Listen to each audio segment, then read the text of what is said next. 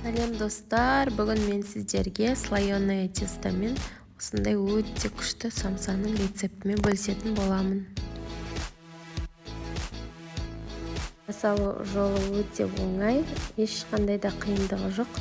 Олай болса кеттік. 2 жұмыртқаны аламыз, одан соң 1 ас қасық тұз қосамыз, одан соң 4 кесе ұн саламыз және 1,5 кесе су құямыз және жұмсақ қамыр илейтін боламыз.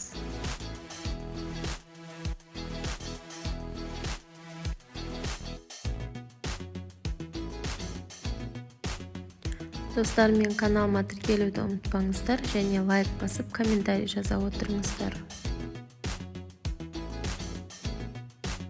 Және достар, салынған видеоларды аяғына дейін қараңыздар.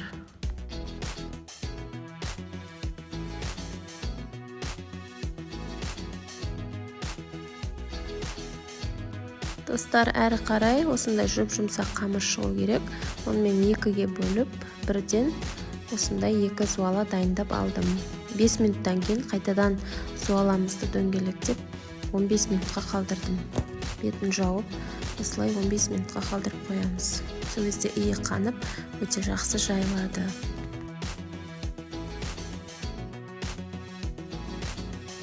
Әр қарай достар, начинкасын дайындайық. Бір үлкен пиязбен осылай 400-300 грамм фаршты алып, үстіне тұз салып, дәміне қарай және қызылбұрыш, қарабұрыш салып, жақсылап араластырып, начинкасын дайындап қойып қоямыз.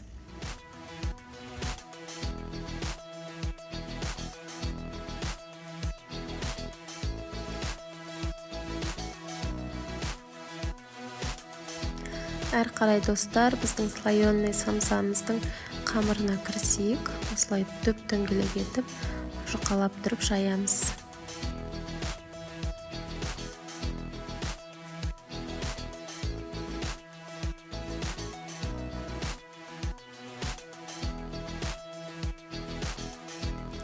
Достар, әрі қарай дайын болған қамырымыздың бетіне осылай сармайды ерітіп, толығымен жағып шығамыз. Маргарин емес, сармайды қолданамын, сол дәмдірек шығады. Және үстіне 2-ші зуаламыздың қамырын осылай бет-бет жабыстырып, оның үстіне тағы сармаймызды жағып, одан соң рулет қалып орайтын боламыз. Барлығы видеода көрсетілген, мұқият қарап, дәл солай жасасаңыздар өте дәмді, күшті самса шығатын болады.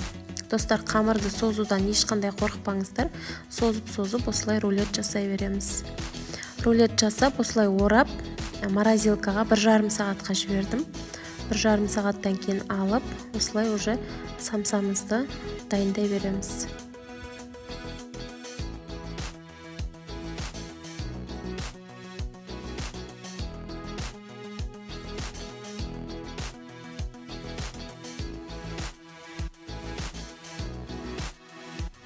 Мінекей достар, осылайша біз дөңгелек етіп аламыз. Видеода қалай жасалған көрсетілген, солайша мінекей жаямыз қамырымызды.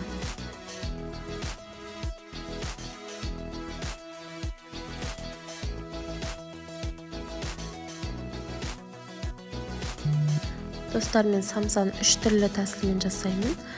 Осы бірінші тәсілім, қалған 2 тәсілді алдағы күндері салатын боламын. Менімен бірге болыңыздар. Және колокольчикті басып қойыңыздар, достар. Сол кезде жаңадан видео салынғанда сіздерге бірден сообщение болып келіп тұрады.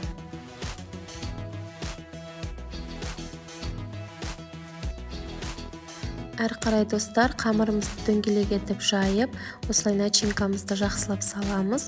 Толығымен және үшбұрышты етіп, самсамызды бүктеп дайындаймыз.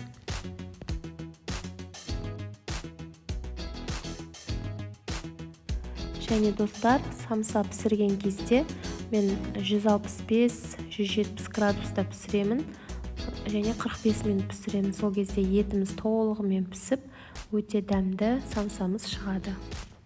Достар, градусын көпке қойып қойсаңыздар, қамырыңыз тез қызарып пісіп кетеді, еті шикі болып қалады. Сол себептен 160-170 градусқа қоясыздар және 45 минутта пісу керек.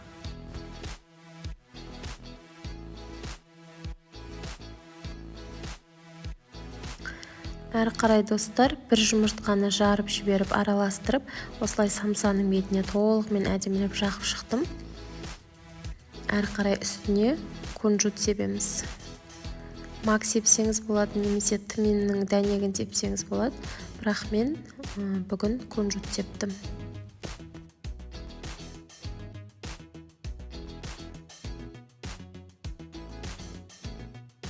Мінекей достар, пешімізді біз қыздырып алдық алдын ала, және 45 минутқа самсамызды салатын боламыз.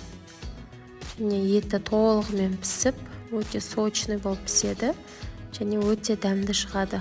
Ас болсын достар, міндетті түрде жасап көріңіздер. Мінекей достар, пештің ішіндегі қалай пісіп жатқанын түсіріп алдым.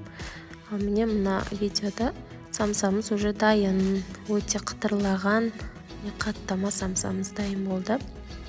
Ас болсын достар, міндетті түрде жасап көріңіздер.